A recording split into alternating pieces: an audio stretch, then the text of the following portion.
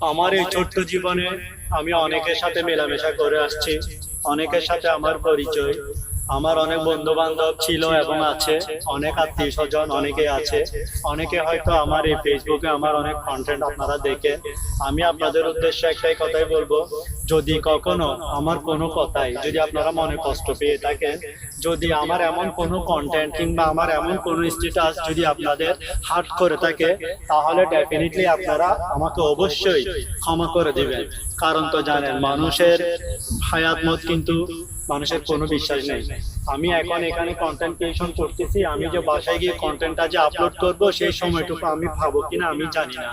তো যারা আমার সাথে যেটাই করছেন, আমার সাথে অনেকে অনেক কিছু করছে, আমার লাইফটাকে অনেকে ধ্বংস করছে, অনেক ধরনের প্রতারণা আমার সাথে করা হয়েছে।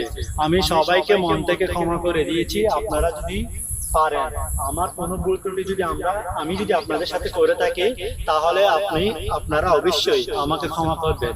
কারণ মানুষ চিরকাল বাঁচবে না।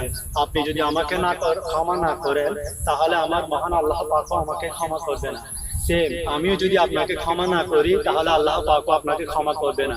কিন্তু আমি একজন মুসলিম মুমিন হিসাবে আমি আপনাদেরকে, যারা আমাকে কষ্ট দিয়েছেন, যারা আমার লাইফটাকে ধ্বংস করেছেন, আমি সবাইকে ক্ষমা করে দিয়েছি। যদি আমার এই কন্টেন্টটা যদি দেখে থাকেন আপনারা, তাহলে অবশ্যই আমাকে ক্ষমা সুন্দর দৃষ্টিতে দেখবেন।